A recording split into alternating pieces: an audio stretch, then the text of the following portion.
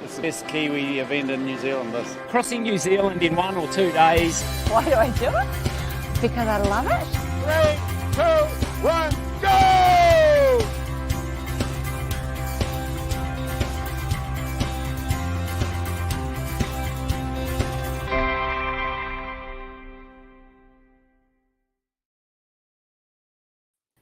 Well, hello, everybody, and welcome to another Kathmandu Coast to Coast podcast. The podcast designed to get you safely and swiftly from the west coast of the South Island all the way across to the east coast of the South Island. The Kathmandu Coast to Coast podcast, of course, is powered by Team CP, your endurance coaching specialist, and it would be rude not to have him here with me, the CP team captain himself, Richard Greer. Welcome to another Kathmandu Coast to Coast podcast, mate. Good job. Well, great intro. Safely and swiftly. I like that. And well, hopefully today on this podcast, is going to talk to you about how you actually get to the start line safely and swiftly as well. Would that be fair? Absolutely. Well, we always say that, we're going to get them safely across here, but we've been doing this so long that everybody should nearly be getting past that and should be aiming to go faster now, right? I think so. But number one of this race is actually making it to the start line in one piece. I'd love to know the stats of how many, there's obviously a fair churn in terms of people that actually don't make it to the start line. How many of those people actually pull up lame and are injured? Obviously, there's a fair bit of logistics in life that you have to get sorted, but actually making it to the start line uninjured. And then actually of those people that are on the start line, how many are sort of like, oh, my hammy's going to be okay. Hopefully my dodgy Achilles is going to help me get over there. Like of those, the percentage of those on the start line actually are feeling great versus those that are sort of like, oh, I hope things just hold together. So today's podcast, if you're going to listen to any, lock this one as your most important, I would say. Yeah, 100%. That's dead right. Because, oh man, you've had injuries before. You've had to manage getting yourself just to there. It's bloody tricky because you do all this training and real world training, and none of it's easy, and there's risk involved with everything you do just trying to get there, isn't there? 100%. And safe to say I've ditched the football season this year. That was my sort of issue last season. I thought that would be a good idea. Let's do a fair bit of running, do something fun, a bit competitive, and a bit of sprinting. But the old Achilles didn't like that at all. Obviously, just like first game, full gas, and basically had that Achilles nickel probably for the whole season and almost right through to race day. So a bit of that sort of build load kind of thing rather than just hit it in one effort has definitely made a difference as well. So yeah, there's lots of different things that go on, and I guess you learn over time. So our job today is actually hopefully speeding up that learning curve, so then you guys can turn up without having to make the same mistakes that both Angus and I have made over time. Would that be fair? Absolutely. So you're saying you've missed the football season, so you didn't get a kiss from the president this year, or was that too soon? No, I'm not sure. No presidential kiss from me at this stage. No.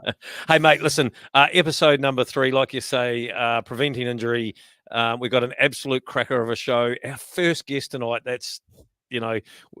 we'll reveal our first guest very shortly. Very exciting to have him back on the show once again. But just before we go any further, great announcement by the Kathmandu Coast to Coast team just during the week about the mountain run ballot, Rich. Yes, that's due to open on the 1st of September, so that's not too far away. What's that, next week? Is it 1st of September through to the 15th? It's open. You've got your opportunity to put your name on the list, and then if you're successful, you'll be notified on the 2nd of October. So that comes up very soon. Put your name on the list. You've got a couple of weeks to make sure you do that, and then see if your name gets pulled out to run across that iconic goat pass and have that awesome coast-to-coast experience with the rest of the coast-to-coast team. There's been some pretty fast times set down from those running lot, hasn't there, over the last few years? Yep, there really has. Yeah, it's pretty cool actually. But I think it's cool just as an introduction for athletes getting a feel for what it's about, and really cool to, like in the last few years, I've kind of run through a lot of that field and sort of seen them, cheered them on, and all walks of life getting out there and giving it a nudge, which is pretty awesome. Yeah. Hey, righto, Rich, run us through what's on tonight. Right, so we talked about injury prevention. So we've got Grant Chittock from Motus Health. So the fantastic supporters of the Coast to Coast. We're going to have a chat to him. Before that, we're going to talk to Emma Wilson, who's a previous winner of the 2-day Coast to Coast, and she's now lining up for her first tilt at the longest day. So we're going to have a chat to her about how her training's going and learnings from the 2-day and what she's most looking forward to or scared about with the longest day. We're going to have a chat to her second, but we've got a pretty awesome guest. I'm pretty fired up to share with everybody. We've got Dougal Allan. Dougal is currently in Spain. Dougal, how are you getting on? I'm well. Yeah, hola. That's about me, the Spanish. Yeah. Is that all you've learned? Muy bien. I think that's I'm very good since you asked how I'm going. Yeah, no, kia ora, guys. How are we going? Yeah, that's a great start. How long have you been in Spain for? Yeah, two months. And first drops of rain yesterday. So it's been a long, dry, hot summer so far. Nice. Plenty of wind, luckily, for the sailing. But yeah, the rain came down just as the team time trial kicked off in La Vuelta last night. Nice. So for those that don't know Dougal, first of all, whereabouts have you been hiding, first of all? But Dougal's a multisport legend. Won the longest day. Is it 3 times, Dougal?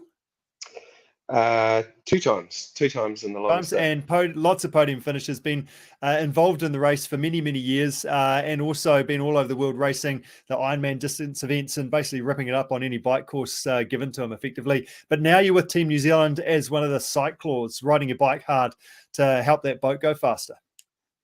Yeah, correct. It's a pretty cool format. So on the boat there's 4 sailors and 4 of what I am, which is a cyclor, and essentially we pedal to provide power to the boat so that they can use the sails and move the boat around on the water.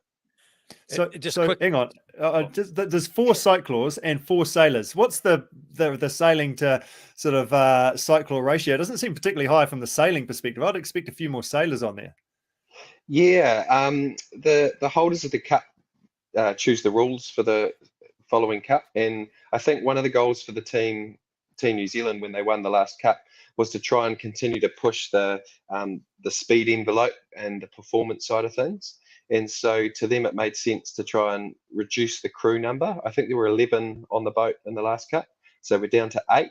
So a lighter crew should, with the foiling concept, provide more opportunity to fly above the water in lighter winds. And so, yeah, part of reducing the crew number was that, and also the shift back to cyclors would mean that fewer people provide more power, and once again, that helps feed into that performance side of things. Is cyclor even a word? Is it like a real word? Yeah, I've got an identity crisis at play at the moment because, yeah, you're right, Gus. My job really doesn't mean anything, does it? It doesn't. Hey, but how many watts are you putting out when because you're sort of on and off, aren't you? And then you run across the other side of the boat and get on another one. How many watts are you smashing out when you're on? Yeah, well, we don't run across the boat anymore. So you're right. Traditionally, the grinders and the first chapter of cyclors would jump from side to side, but now we're sort of stuck in one spot, which 2 on each. Is that why the 4? Exactly, yeah. Less chance of things going wrong, I suppose, running across the boat, but also, I guess, means that you're just stuck in your little pain cave having to cycle with no opportunity to pop up for fresh air. So, yeah, the power's off and on, as you said, and it depends really on conditions, if what the wind's doing, and also what the sailors are doing. If there's lots of manoeuvres, for example, that'll require more power from us. I reckon, Richard, if Steve Gurney was watching this and listening to this, and actually shout out to Steve Gurney, who I saw the other day is resting up in a hospital bed after an awful skiing injury accident that happened. But he must be lying there thinking, why didn't I think of this? Why didn't I put a bike in my kayak to power my kayak down the Waimakariri River? He probably has. Like, in all fairness to him, he probably has. He's probably tried it, but just got it pulled up. That wasn't allowed. Yeah. Never say never. He may still do it. Yeah, that's good. I guess for you, Dougal, being stuck in that pain cave and not being able to run across the boat, it means that you're probably less required to do the sailing gig. Like, you don't need to, like, oh, I'm just doing my bike thing here, so I'll just do this, rather than sort of, can you pull this rope a little bit? There's none of that, is there? No, exactly right. Yeah, the 4 sailors are top of their game. You know, there's a reason we've got the cup, and it's because our sailors are so good at what they do. So yeah, we leave that job to them, and they just call on us to provide power so that they can do their job. Nice. So how did you get selected for that? Yeah, good question. a sort of semi shoulder tap to trial. So there was a group that came and trialed in December last year, and what they were looking for was probably quite unique. It was a big cyclist. So as you guys know, and a lot of the audience will know, when we think of a good cyclist, we generally consider someone who's 60 kilos, and they're good because they're powerful but also really lightweight. And so when you ask for a big human that can push pedals really well, you're actually looking at quite a niche market, I suppose. And that's why you had like rowers trialing. We've got Hamish Bond in the team, and you had sort of track cyclists, but track cyclists are typically the really short power efforts, like an Eddie Dawkins type person, or endurance on the track is very different to endurance in our world. We cycle for 4 or 5 hours, for example. So yeah, why the weight? Sorry, Dougal. Why the weight? What's the go there? The weight's sort of important because crew weight for the America's Cup has to be within a range, and so when you look at that crew weight, you think, well, let's make our 4 sailors a bit lighter and our 4 cyclists heavier, because bigger humans, bigger muscles, more wattage, basically. So yeah, once again, a good cyclist will get up a hill at 6 watts a kilo, but they're 60 kilos. Whereas when it comes to a cycle, or you're looking at absolute power, so just basically the more watts, the better. So what efforts are you doing? Is it 1 minute power efforts? Like how long are you riding for? And like obviously it's off and on, but what are you when you're on? How long is those watt bombs lasting? Well, a race will probably take 20 to 30 minutes. So by the time you include the pre-start, which is where you're sort of jostling for position and trying to time your cross over the start line, it's probably at least a 30-minute effort, off and on, ranging probably from, you might be recovering at a couple of 100 watts, and some big maneuvers might require north of 1,000 watts. But as far as training goes, we're really just, once again, trying to improve our body's ability to hold high watts over that sort of 20 to 30 minute period of time. So yeah, the good old 20-minute FTP test is often a good reference as to how we go. Nice. Yeah, good. No, that's fantastic. Has your training changed at all since Coast to Coast days? Yeah, quite a lot, really. I mean, obviously I've removed the running and the kayaking side of it. And I've had to sort of really try and add weight. I'm the lightest cycler. I'm currently about 90 kilos, so I'm still the lightweight in the team. So to put on that weight obviously involved a bit of attention to detail around eating, and I couldn't afford to do any running, because running's not good for weight gain. Probably why a lot of people use it for weight loss. And a lot of gym training, weights in the gym, trying to look buff. That's obviously important. Yeah, fantastic. How does your multisport background help you to sort of do what you do now? Very much so, as far as, well, probably the 2 big things, I think. One is the team aspect. So I know multisport, the longest day coast to coast is an individual pursuit, but as anyone listening to this will know, you sort of have to become quite good at working within your family environment, within your work environment, and even within your own athletic environment, if you've got a physio and a doctor and a coach and things like that. So you become really good at sort of operating within a team situation.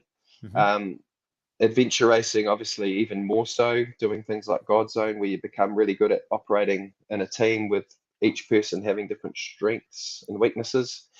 But probably in addition to that is that whole sort of performing under pressure thing, being able to think clearly, stick to your own sort of plan and process when you're under a bit of pressure is probably something multisport taught me, which I've carried on into this job.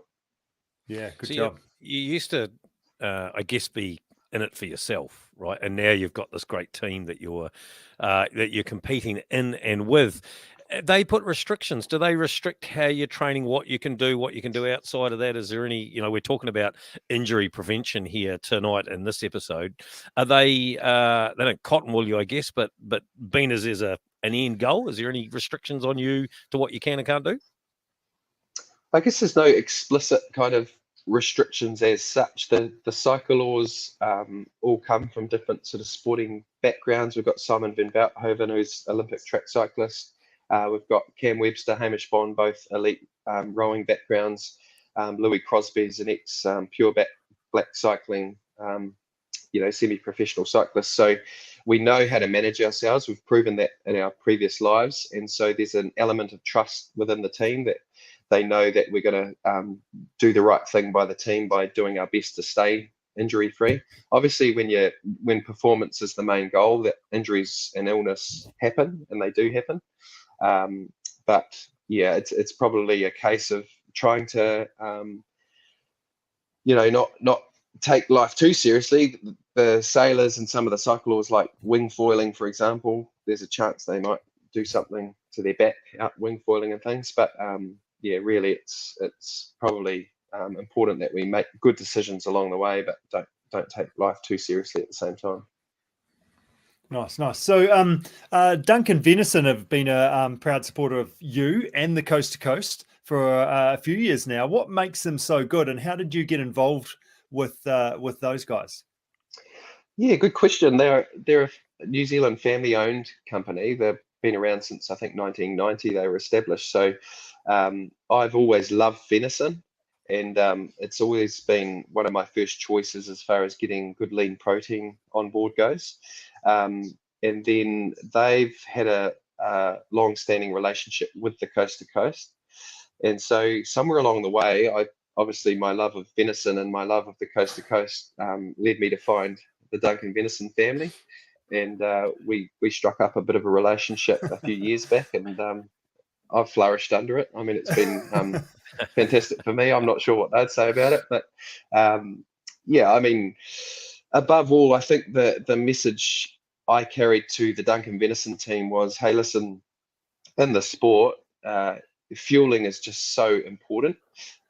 As multi-sporters, we've become really aware of carbohydrate intake. We know how important carbohydrate is for race day performance, but also day-to-day fueling. The reality is carbohydrates are actually really easy to access. We get carbs in a lot of the foods that are readily available, the breads and the pastas and the rices and things. But I think what's overlooked by a lot of athletes is the importance of that protein intake.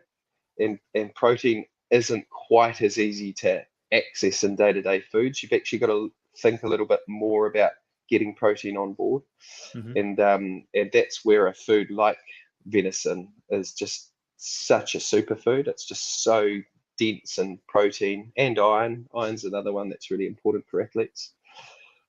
So it sort of meant when I made that connection with Duncan Venison and got access to lots of venison, I could keep taking carbohydrates for granted to some extent because I knew I was getting enough of it if I was eating enough food. But throwing venison in the mix also ticked that big protein box. So it just meant that my complete sort of nutrient profile was taken care of. Yeah, good job. Have there been any Duncan Venison care packages reach Spain so far? I think you've just planted a seed. I think that's something I need to ask. I mean, they do obviously export a lot of beautiful New Zealand venison to the world. So I think that is something I now need to follow up on. Thank you very much for that idea. You're welcome. That's what we're here for. Just tell them if they want to send it to Christchurch that I'm happy to on-send it to you, mate. Right, with a tax. Just a little bit of tax. What's your tax rate? Probably more 50. I'd be careful on that one. Yeah, right. Yeah, but you'll make sure that it gets there, won't you, Angus? It'll be worthwhile. Well, I was more probably thinking that you're in such a high position now, high profile. There's a lot at stake. We've got to bring the America's Cup home in bits and pieces. That probably it's more of a quality control thing that I just need to make sure that you're not going to get anything. Just test it first. Yeah. That's half of every slice, pretty much. Half of every slice, yeah. And then by the time it gets you, mate, you'll know that it's medium rare. Will that be okay? Oh yeah, that sounds beautiful to me. Geez, I'm salivating now. I haven't even had breakfast. But the old I'm just going to check if it's poisonous first trick on the kids. I always do that when they've got their whatever they've got.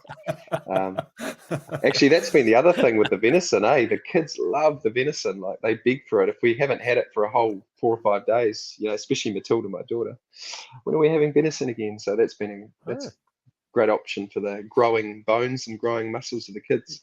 Yeah. Good job. Nice work. So, so it's Sunday in Spain today. What are you up to? What's your plan for the rest of the day?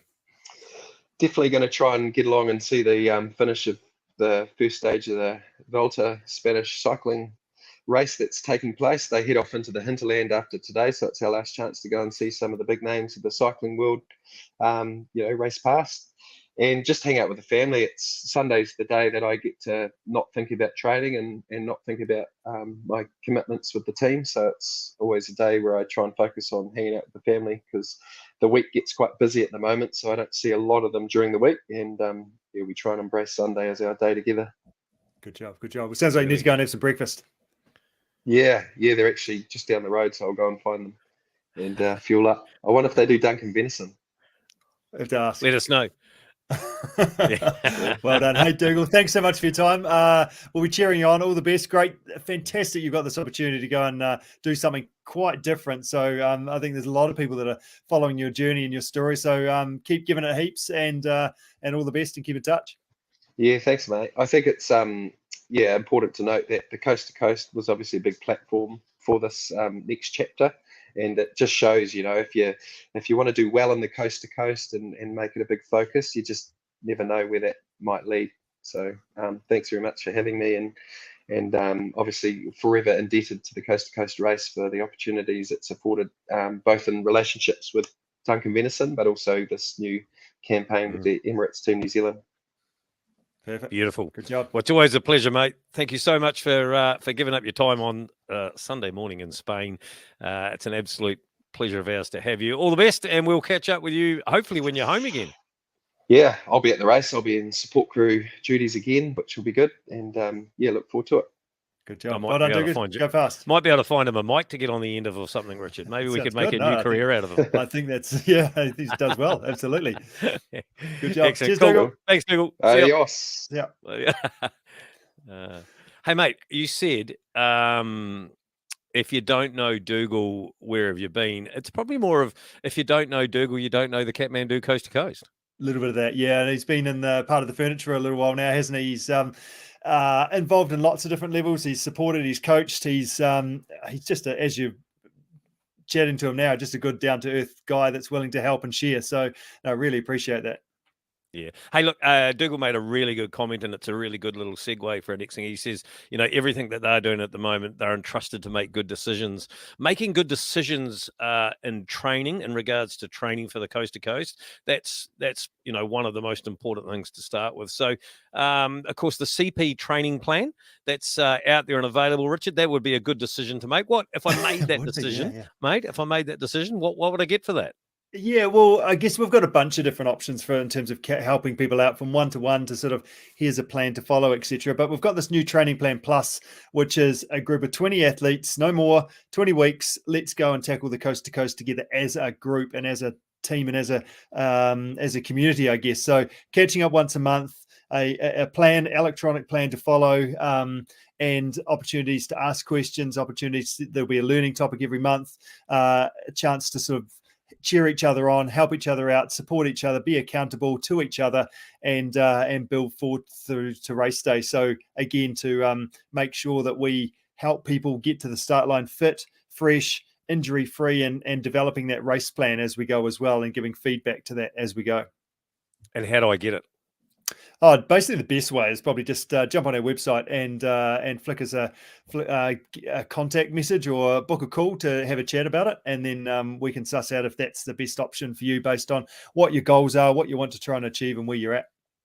Roger. So teamcp.co.nz. Of course, jump on there, hit the book a call, get old Richard Greer on the phone and tell him that you want to be a part of this super training plan, but also, I hear rumor on the street, mate. We've had a couple of spots open up, maybe a couple of extras added.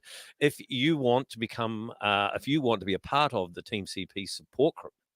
That's right. Yes. So that's the other thing that we do. So pretty excited about that. We've got limited numbers, and there's a couple of spots free on the 2-day and a couple of spots free in the longest stay available. So everything that you'll need, basically we take care of everything. So if you've got family who are like, oh, I'm not sure if my wife is going to be up for supporting me, they can sort of come along and sort of just enjoy the event, and we'll take care of all the heavy lifting.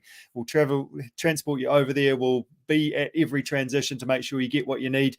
There may be, I think there's a foot massage that you've given out from time to time as well, Angus. So all that little fluffy stuff that you don't quite think of is thought about to make sure that you can have an awesome weekend and really experience what the Coast to Coast is about. Well, that's what I was thinking. And not only do they get all of that, they get to hang out with me, mate. Some people, yep, that's definitely a selling point. 10 spots available? Is it now 10, 12 spots available? Oh, shit, they're bailing, mate. We better move along. Quick. Hey, look, our next guest, Emma Wilson, 2-dayer before, having a crack at the 1 day. Yes, let's see what Emma's got to say for herself. Hey, Emma, great to have you on board. So you've won the Coast to Coast. It was a couple of years ago now, wasn't it? It was lined a while up ago. on the start. Yeah, not too long ago, but not the last edition, but the one before that. Won the 2-day Coast to Coast, and now you're lining up for your first tilt at the longest day. So, how is everything going so far in terms of your training, getting back online and getting the boat out and running shoes and bike going again? Yeah, I was going to say it's been, over a year, it's almost 2 years I've been out of the Coast to Coast. Mm-hmm. So getting back to where I was, I think it's been a bit slow, but I think I'm almost there. Yeah, nice. So tell us a bit more about your background for a start. How long have you been involved in multisport, I guess, leading up into winning the 2-day? Yeah, so my first Coast to Coast was in 2020 and I was 16. Right. I did it the following year when I was 17 in 2021, but I've been racing like local races as a kid, from a very young age, and just out doing like adventures and stuff with the family, which helped the multisport racing, I think. How good. So you, as a 17-year-old, you won the 2-day Coast to Coast. Yeah. That's pretty impressive. That's good. That's awesome. So, and then you've taken a bit of time off. What have you been doing in the meantime? I've been riding motorbikes basically for the last couple of years and just enjoying things that I like and, making the most of my time off. I think I did a bit of skiing in the winter. It was pretty cool. Yeah. So motorbikes, what type of motorbikes? Around the track or? Enduro and cross-country racing. So I went up to the North Island to do a cross-country series, and then I did the Nutbuster Hard Enduro in Christchurch, which was pretty cool. Yeah. Go. So your muscular strength will still be there then, that's for sure, right? If you've been manhandling one of those around on an enduro course, you're certainly going to be fit still. I was going to say, riding motorbikes, I'm probably more sore after riding a motorbike than I am probably running over Goats Pass. Yeah, how good. And that hand-eye coordination of sort of that full send mode down off Goat Pass would be pretty handy still too. Going down fast on a motorbike. Yeah, line picking really helped, I think. Yeah, good stuff. Good stuff. So how is your training going so far? You've been sort of back into kind of training mode for what? Is it 6 months now? Something like that? Yeah, about 6 months. Yeah. Yep. I think it's going okay. I'm back in the boat now, which is pretty cool. I do enjoy my kayaking. Yeah.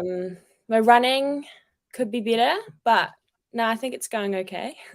Yeah, nice. So you did get over Goat Pass the other week too. There's not many people that have been over Goat Pass at this stage of the journey. It is August still. I went over today as well, and I've just defrosted. Wow. Yep, it was snowing and it was very cold. Right. Was there snow on the track at all for these? Yep, there was snow on the track both times I went over, and it was snowing today, and just frozen. So two things. The water must be absolutely isobaric. And second of all, how much longer does that take? I reckon it added probably a good 20 minutes on. Just having to take it easy in the snow, yeah.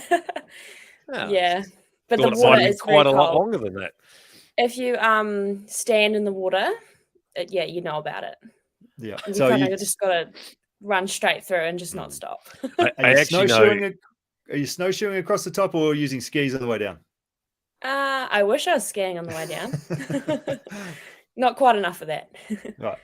Rich, I know all about that water. I just yesterday practiced a bit of that cold water thing. We just happened to be at the Methven hot pools, and so did do a couple of jumps in the old plunge pool, really similar. I was going to say the hot pools does not sound like what.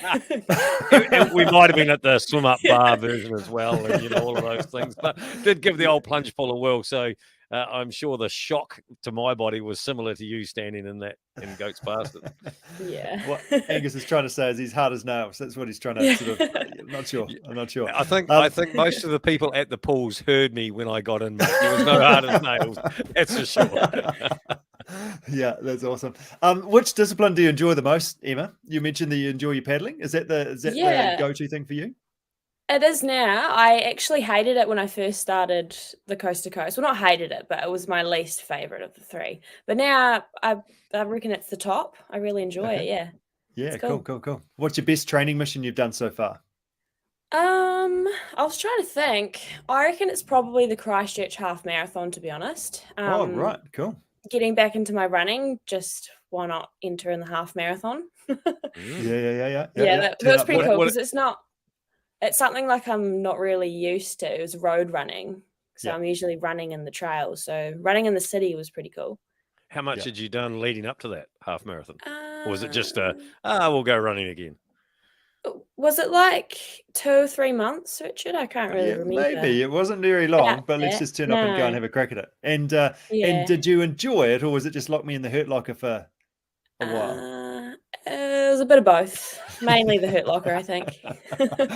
So good. That's awesome. How are you feeling about the longest day? I'm feeling a little bit better now that I've been over Goats Pass. I was a little bit worried for a bit there. I was like, oh no, what have I got myself into? But no, I think it'll be okay. You just got to trust the process. Yeah. And you did well across it, even though you had some snow. You'd sort of surprised yourself a little bit on that first trip across Goat Pass. What do you put that down to? I reckon just like consistent running, probably. Instead of, because I did some long Ks leading up to it. Yeah, I think that helped quite a bit. Yeah, nice. And you've been really good on your strength training as well, haven't you? Yeah, the gym definitely helped quite a lot. I was quite surprised on just how like stepping up onto the rocks and stuff. Yeah, the strength training definitely helped. Yeah, feeling awesome. A bit stronger. What's your goal for the longest day? Probably just give it my all really and try and do the best I can. Right. Yeah. To know that I've done my best and I can stand on the finish line saying, yep, I know that. Yeah, pretty much like knowing that I poured everything into it and I couldn't have gone any harder, I reckon. That's sort of my goal. Which if it all goes really well and you do give it your best and you do go your hardest, where does that end you up on the totem pole? I'd like to be up there. Yeah. Number 10, in the 10. Well, let's just put it out there on the line, right? Let's have a... Yeah, I don't know. In the top. I'd like to be ideally. Nice. In the top. Perfect. Top 10, top 5, maybe something like that. Playing around. Something like that. Yeah. There's a really, really strong women's field, isn't it? So good. There's it's a really competitive category. I guess for you is nice to be competitive with those top women and just sort of measure yourself against that would be pretty awesome, mate. Yeah, no, it'll be really cool. I'm actually looking forward to it. Nervous, but so good. It'll be good. Yeah, it's good challenge. So you've done the 2 day, haven't done the longest day. What do you think is going to be the hardest bit of the longest day for you? I reckon it will be my nutrition probably and drinking and eating enough throughout the day. Yeah. Yeah, for sure. And that's obviously something that you're working on at the moment. I've got alarms on my watch because I forget and lose track of time. So nice. Yeah, just to drink. Just having such a good time having such a good time running and biking. The clock disappears. I just forget about everything else. Yeah, so good. Just smiling, laughing. So 2 day, let's just reflect back on that because partly one of the reasons for chatting to you today is also the people that this is their first time out, the first event that they're doing. So what are some things that went well for you reflecting on the 2 day, but also what are some things that you didn't go so well or maybe you'd look to try and improve on? Yeah, so the first time I did the 2 day, I didn't have a coach or anything and no program. And I reckon I overtrained in the wrong areas and I was just probably cooked at the start line. So I then got you to coach me the next year and that definitely helped because it kind of pointed me in the right direction and got me ready for the race. And I think that's kind of the biggest thing would be getting a plan and following something. Right. So that's the thing that went well versus what didn't go so well when you didn't. So I guess it's just how much are you doing? What total load are you doing? How are you doing it in terms of this faster stuff and the race specific type things, rather than just feeling like you should need to train, and never really take the recovery time that you need. Yeah, and probably do some more races, because I did get pretty bad cramp racing that high intensity. So if I done more of that, I think you'd be more used to it and you'll be able to handle it a bit better. Yeah, nice. That's good advice. Yeah. Have you got any advice for others lining up for their first coast to coast? Any other advice at all? This was a hard question because I wasn't too sure. I think just be proud of yourself that you're on the start line, and just do some good prep work, so that the race stays a bit more enjoyable. Perfect. I think that's great. And actually smile and enjoy the fact that if you've made it to the start line, that's the hardest bit, isn't it? Then you can go and enjoy the event. Yeah, I reckon. Just have fun. Good job. Well done, Emma. Yeah, we'll try to. It's bits of fun. That's type 1, but maybe type 2. But yeah. No, that's awesome. No, thank you very much for joining us. It's great to hear that you're well and giving it heaps, and the training's going well. And also pleased to hear that you've thawed out after a trip across Goat Pass today as well. Yes, definitely. Well, thanks for having me. Emma, it's an absolute pleasure. It's great to see you back here, like Richard said, and it's going to be great to see you back on the start line of the Kathmandu Coast to Coast. I'm sure they've missed you, just like you've missed it. So all the best for the training. Let's make sure you are preventing all your injuries and turn up there injury-free. Well, I have sold my dirt bike now, so the temptation of riding that is no longer. So that's commitment, isn't it? That's commitment. Well done. Yeah. It was a tough thing to do. Awesome. Nice. Well, go well, and we'll catch up soon. Thanks, Emma. Sweet, awesome. Thank you. See ya. See you, Emma. Bye. I was just thinking when Emma was talking about how she rung you to help. You're quite a helpful bugger, really, aren't you, Richard, in this coast to coast thing? And you've pawned your wares right through this coast to coast from those that are just attempting, just want to get to the start line, just want to get to the end of day 1, want to get to the end of day 2, to those at the top, to those at the pointy end. Here you are, you've got Emma, she's going to be in the top somewhere, in the top somewhere, and so Team CP, we call it your endurance coaching specialist, but maybe it's the Team CP, the coast to coast specialists. Yeah, I guess that's we'd spent personally, I've spent a fair bit of time. 2001 was my first year, so the year 2000 was the first year I've sort of involved myself. So been involved in it for a long time. I guess it's just fun, and it's really cool from that performance. A little bit like Dougal talked about, those mental skills, the human performance stuff. The how do you get somebody, and it's the whole life picture to actually perform to their best, and those and then it comes in the strength and the endurance and the fitness and all those sort of things as well, but it's getting those foundations right and then seeing how good people can go. So it's pretty rewarding. People likes of Emma go down and absolutely nail things, and she's awesome to work with, good fun, and definitely puts everything into it, that's for sure, especially as she sold her dirt bike. It shows you how much she's into it. That's commitment. And again, and that is, like we say this all the time, that is the beauty of this podcast. All we're doing really is directing all of this knowledge that some of us have gained, that you've gained, that other people have, just directing it out there into that coast to coast community. And that's what's so great about being able to be a part 100%. Of this part. Yeah, no, that's right. Now, our third tonight here, there is a bit of pressure on Grant. Chittock from Motus Health. We've just had we've had an enduro motocross rider on. We've got an America's Cup sailor that Cyclops or Cyclor or whatever, Cyclor, whatever they call themselves. Grant Chittock, what do you bring to the table, mate? God, I have to make up something pretty fantastic, aren't I? I was actually thinking when you're talking, Rich. I first got involved in 1998. Oh, right, yeah, good. Went over there as you do, being a support crew for some mates, and we, as the support crew, we had a huge night at the Bearley pub on Friday nights, and we probably weren't the best support crew in the world, but that sort of lit the flame, and I think turned up the next year on the start line. So how good. Cool. Yeah, so good, Grant. So I mean, we're going to talk about injury prevention, and of all the podcasts, I think I said to this right at the start that people should be listening to. If they listen to one, they need to listen to this one, because this is the key thing that trips people up. They train too much, they don't recover enough, they do. I mean, maybe injuries that will stop us actually achieving what we want to achieve. So your job today is to try and help us prevent some of those things, but if they do happen, what are we going to do about it? So I mean, as part of that, it's tough, isn't it? Like, just the nature of the coast to coast, the mountain running, like, let's go and run across some wobbly rocks. I mean, that's not a good idea for a start. Let's jump in and do lots of paddling when I haven't done any before, and what's going to happen to my wrists and elbows and shoulders, and then how about my bike? Like, actually, is that going to make my knees worse? So there's lots going on there. There's lots of reasons why people might get injured, but what are some ways that we can maybe decrease the chances of those things happening in the first place?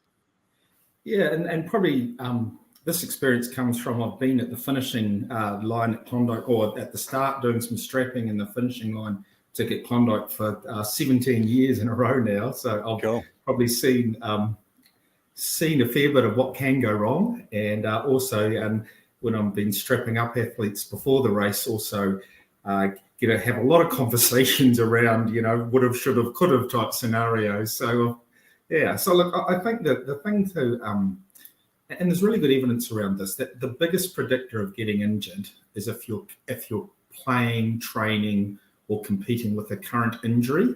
So I think it's a really good opportunity to just be honest with yourselves, and if you've got an injury, it's just not going to miraculously get better all by itself. You've got to actively do something about it, or it will affect your performance, and you're at a far greater risk of getting a more significant injury. So it's pretty simple. Is just if you've got an injury or you've got a history of being injured, just deal with it. Do bite the bullet, do some work, do some rehab, talk to some people, and get it sorted now, rather than turning up for strapping the day before the coast to coast and tell me about your Achilles that's been niggling for the last 4 months.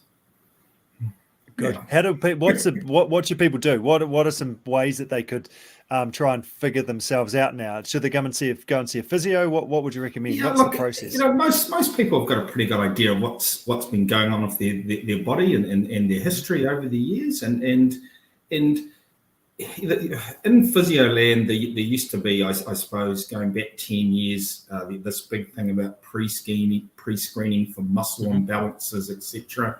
That's probably gone out the window a fair bit.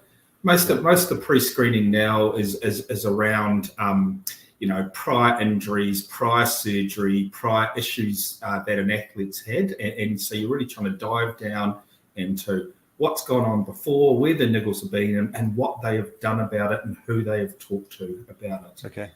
Yes. Whilst Dr. Google is a great thing, it's also not particularly helpful at times. So I'd really encourage you to get in, see a physio, get in, see a podiatrist, get in, see a sports doctor, and get in, see someone about your bike setup, your running technique. If you've got those issues, be proactive and do something about it. What about strength training? Is that a key part of what you guys do at Motus? Is that look, it is. And probably I laughed, Richard, when you're talking about how your Achilles is flared up, and I think the most important thing that goes alongside strength training is load management. The absolute classic thing that we will see time and time again is someone that hasn't done a lot of activity, and then all of a sudden decides they're going to play a big game of football on the beach with their kids in their bare feet, and then wonder why their Achilles tendon sore, or haven't played football for a couple of seasons and get back out there and they think they're Ronaldo running around, and then hobble for the rest of the winter and summer. So it's managing the load, and then if you are having those niggles, strength training is really important, because tendons, and when we're talking about multi-sport events, the big tendons we're really thinking about are your Achilles tendon, your patellofemoral tendon in your knee, and then some of your shoulder tendons. The things that tendons hate is sudden changes in load. Tendons love progressive loading, where you gradually increase the weight and increase the load and resistance, and they respond accordingly, and you do really well. When you suddenly haven't been doing lots and then suddenly do something, tendons hate that. They get inflamed, angry, swollen, and something that could have been prevented, it stays with you all season. So, strength training, particularly of your Achilles tendons, your patellofemoral, your tendons, if you've got issues, it should be something you do just as an ongoing basis. Yeah, I guess that's the thing. We're talking about the Coast to Coast now. We're about 6 months out from race day. There'll be a bunch of people out there that have entered and they've got the entry sweet and then have been busy during winter. It's too cold to train anyway. I'll start in spring. So, hang on. The Coast to Coast is 6 months. I better start training like I'm doing the Coast to Coast today and then go out and do lots of big, long stuff.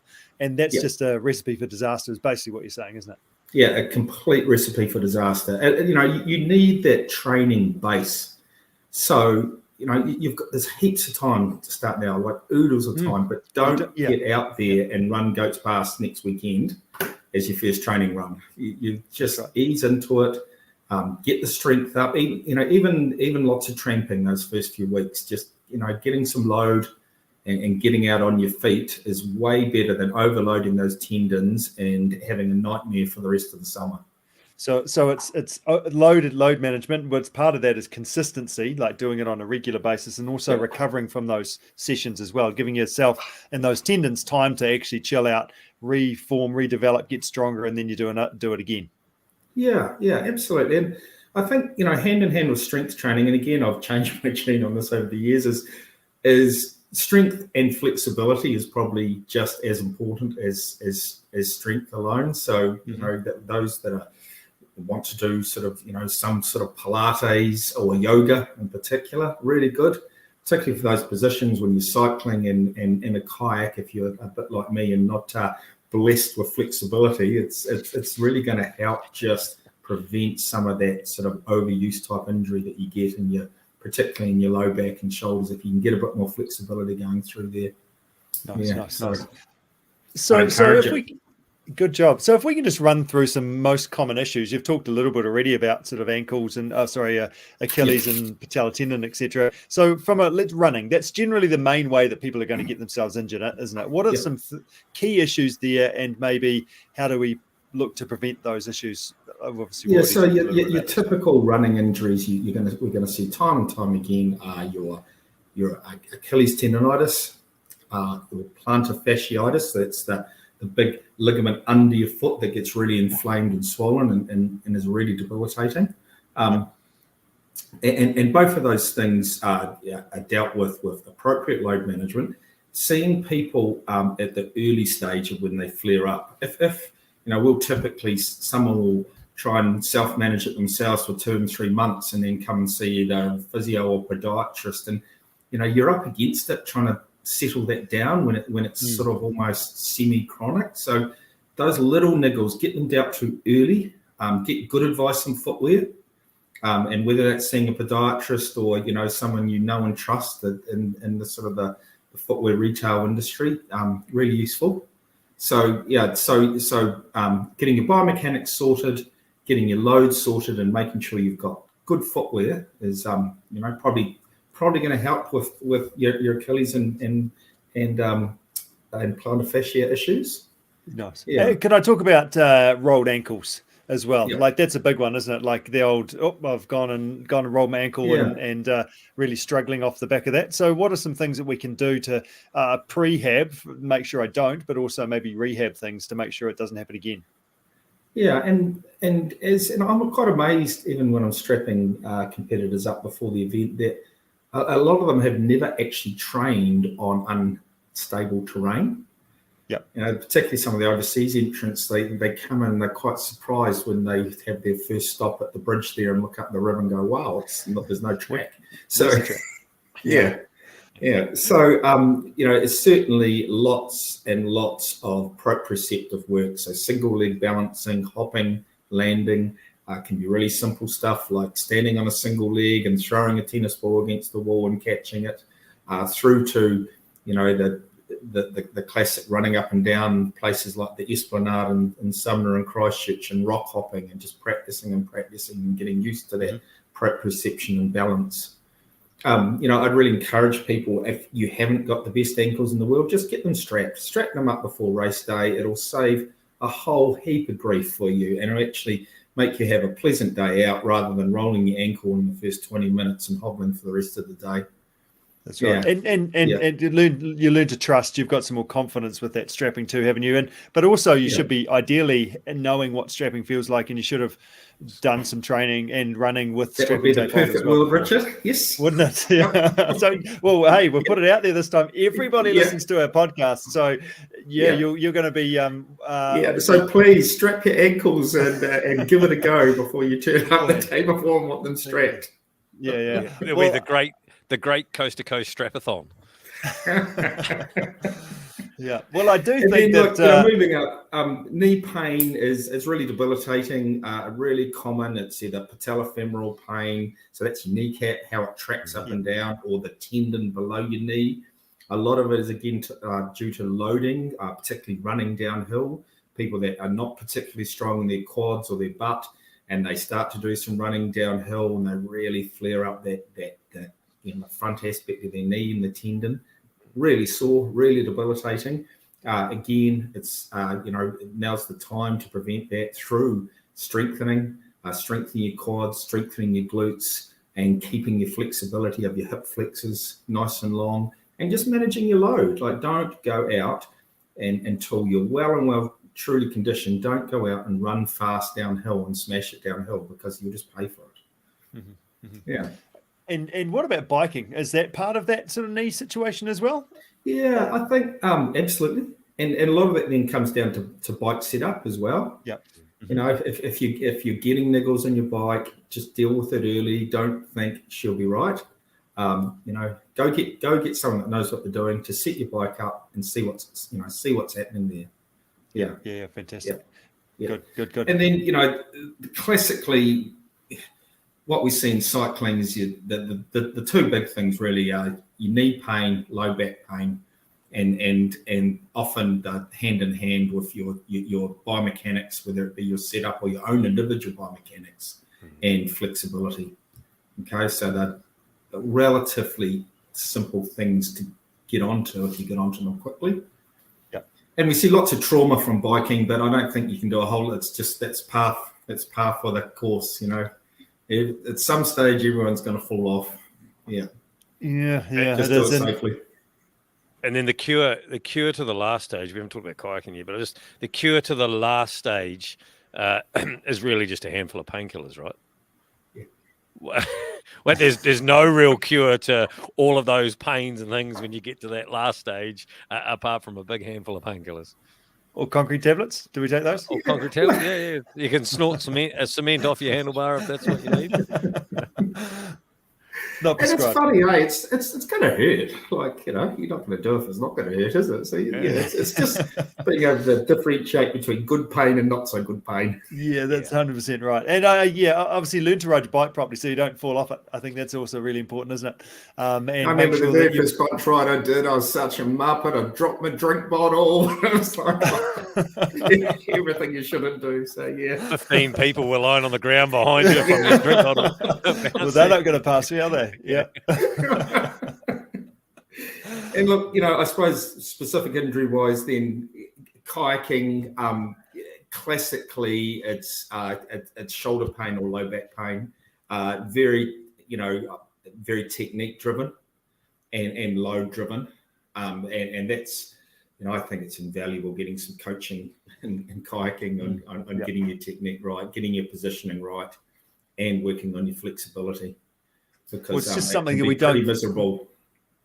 I was just going to say, it's something that we don't grow up doing. We grow up biking and swimming and running generally, but kayaking as an adult, we're learning that for the first time, don't we? So as you say, actually just get some good advice on how to actually do it. Get yourself set. Just get some good advice. Keep it simple, and but kayaking's one of those things that does take a bit of time. And I think the longer you can do it, the better to get that, particularly on technique and positioning. And that's down to load as well. So from an injury perspective, often it's wrists is an issue, isn't it, with paddling? And invariably that's technique. Yeah. And the thing about, particularly tendon injuries and wrists, you want to get onto them, and wrists, you want to get onto them really early because, not only debilitating for your kayaking, it's debilitating for your life. So, treat them seriously and get them sorted. Don't just go and slam a whole heap of anti-inflammatories and think it's going to get better, because it probably won't. Yeah, that's good advice. How do I know the difference? How do I know the difference from going running and having thinking I've got a really tight ITB and I really should just be rolling, to the fact that actually I'm starting to pick up an injury? Like, at what point, how do we actually start to differentiate from just sore tiredness or injury building? Good question, Gus. It's what it's like the next day. You might have you'll be training, you're pretty sore doing it, but if you wake up the next day and that pain is dissipated quite a lot, that's in general an okay sign that you've probably pushed it enough. But if you're waking up the next morning and you're really hobbling and the pain's ramping up, well, that's probably the tipping point. And that's what we'll typically ask people when they come in and go, what's it like in the morning? What was it like 24 hours after you did it, 48 hours after you did it? Yeah. So it's the how old are you looking test, basically, isn't it, the next morning? Yeah. Not looking too old. Yeah, myself, I'm very nimble when I get out of bed in the morning. I know there's probably no real actual, official time guide on this, but if we have an injury now, and I know it also depends on what type of injury, recovery time is, roughly going to be what against, if I persevere with my injury, am I going to double once we finally get to it? Am I risking doubling the injury time, tripling the injury time, not ever getting it right? Well, I suppose that Achilles tendon is the classic one. Like, if you overload your Achilles like Rich did playing football, like if you get onto that quickly, you can probably get it settled down in 3 weeks. If you don't, it'll be there for the entire summer. So you can easily triple it, if not more. Yeah. And often, it's just being proactive, because I think as Kiwis we're a little bit lackadaisical at times and take a she'll be right attitude. Whereas, going to see the appropriate person in a timely manner, you'll deal with it so quickly, and you think, oh, that was pretty easy. Yeah, it's good advice. I should have talked to you this time last year. The trouble was the football was only every fortnight, so you only played once a fortnight. There was no training to be done. I finally did see the physio. But I think the other thing I've really noticed over the years is that just, injuries happen. They're just part of doing sport, and it's about how you deal with them, how you manage them. But I think the really important thing is just to reset your expectations. So if you have an injury, it doesn't mean you're not going to compete the race often, but it's just your expectations just need to reset, refocus about what it's about. And I think if you can do that, it's you're in a good spot. Yeah. Nice. Final question. Is rice still a thing, that whole rest, ice, compression, elevation? Like, do we put ice on an injury these days? What's the story there? It depends if it's available or not, Richard. But, look, the thing about ice, if you've got trauma and something's bleeding and swelling, your ice and compression's a pretty good thing to do. Okay, right, yep. Yeah, if you can, but, generally, trying to compress it and stop aggravating it is just as, if not more important. Yep. Yeah. Okay. Yeah. Don't go, and we say it all the time, don't get injured and slam a whole heap of anti-inflammatories, because that's not so good for you. Okay. Just let it settle down. Yeah. So just chill out, compression, ice. Yep, we're still putting that on. Yeah, if you got it. Yeah, yep. But don't worry too much if it's not. But certainly compression, and certainly just giving it a rest. Yeah, is really good. I think awesome. Just the other thing I was thinking about. Because we always have a heap of sports doctors at the bottom end of Klondike Corner. The thing they more commonly see than anything else is people that drink too much water. Okay. Yeah, so it's something to be really aware of, and that there's a lot of water on this course. You don't need to carry litres and litres of it on your back and then drink at every creek, because you get quite sick drinking too much water. So it's just something, do a bit of reading up on. I'm not an expert in it, but we certainly see it. And last year, I think there was 1 or 2 people went in a helicopter to hospital because they had, it's called hyponatremia, drinking too much. So it was the fact they're drinking too much water. They didn't have enough salts in it, haven't they? So they've diluted the salt in their body. So if you're drinking, make sure you're drinking either sports drink or have gels and things with it, but not just water. Yeah, and you don't need to, every time you cross the river, you don't need to have a drink either. Just drink when you're thirsty. Yes, yeah, exactly. No, that's really good advice. And obviously that's, as you say, you guys see a lot of that on the end of the mountain run, trying to scoop people up and get them right. And they're in a pretty bad shape at that stage. And helicopters are fun, but helicopters aren't fun when you're that sick. No, that's not a good way to finish your race. No, that's right. That's right. Any other advice to share, Grant, to finish up? No, that's fine. I think, the thing is, for listeners out there, especially in New Zealand, if you need some contacts for people to go and see in the region, I've got some pretty good contacts all around the country. Just drop me an email, or it'll come through the website there, and I'll just point you in the right direction of people I know around the country you can go and talk to from a physiopodiatry perspective. Yeah, that's really valuable. No, really appreciate that, Grant. And hey, really appreciate your time tonight. And thanks for all those fantastic insights that hopefully it'll be really interesting to see a percentage of how many people we've actually helped tonight. So hopefully they'll definitely be well subscribed in terms of some strapping. So come and see Grant before the race. And I'm pretty sure that you also get a fair few people lining up just because there's a line there like, oh, maybe I should do that. Because everyone else is as well. Yeah, definitely happens. Awesome. Thanks, guys. Okay, take care. Thanks, Grant. See ya. Cheers, mate. See ya. Now, I've 2 things from there, mate. One, we've got to get away from this mindset of I don't want to miss any training, right? And that's what happens. We get injured, we have a little tweak, but we've got this mindset that I need to keep training. I can't miss that next session. But what you need to do is just stop right now. Stop and go and get whatever is causing you trouble. Go and get it looked at. Yeah, and just chill out. Like I think that's one thing for a lot of people. They will keep training and then injure it properly. But actually, if you just have a bit of a day or 2 off, that makes a big difference on a lot of these overuse things, don't they? Actually, your muscles and tendons will adapt, but obviously, if it's still sore, we'll go and suss it out and look after yourself. Great advice. That's number one.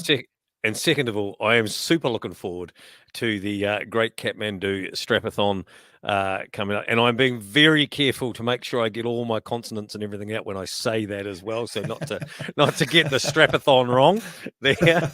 And there's the media team. There's the media team. I mean, you're up in the elements too, aren't you? You're sort of walking backwards with your phone and your cameraman and your sort of microphone and things like that. You're up on I'm sure there's going to be another helicopter ride. So you're going to be amongst the mountain run. Like, I'm sure you'd do some strapping as well. Is that part of your preparation? Well, look, I tell you, you've got to be fit to be at this level of job that I'm at right now, mate. Like, there's a lot of walking and a lot of standing in cold rivers, and it looks easy when it's coming across the screen, mate. But tell you, a lot of hard work going on there. And just before we finish up, I hear that you had a really good result at the local cyclocross meeting the other week in the beer mile. Was it a credible finish?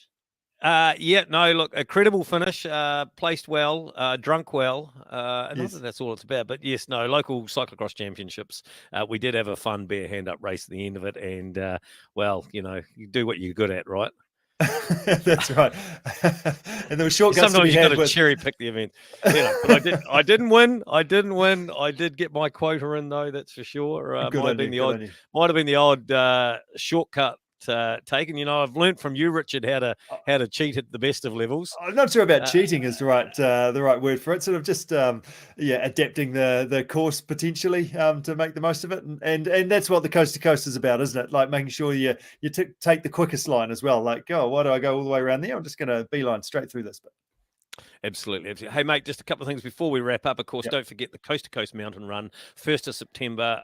It's open. There's a Google link to Google form to fill out that you need to fill out and submit to the Coast to Coast if you want to be in on that.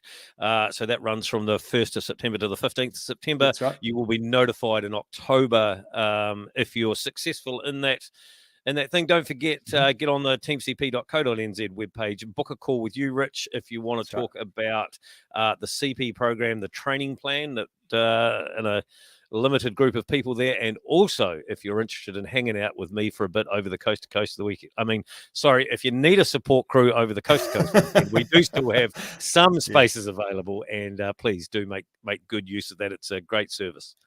Yeah, well done, Angus. So great show. Big thanks to Dougal, big thanks to Emma and to Grant and yourself, Angus, for holding things together. Another really good show, and hopefully you found this useful. Yeah, big thanks to Duncan Venison. That's you want my address? I'll send that to them shortly. Let's tick that box there. Good address to Duncan Venison. Got that.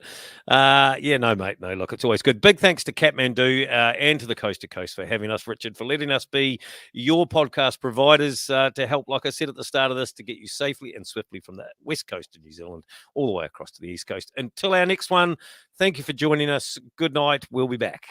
It's the best Kiwi event in New Zealand, this. Crossing New Zealand in 1 or 2 days. Why do I do it? Because I love it. 3, 2, 1.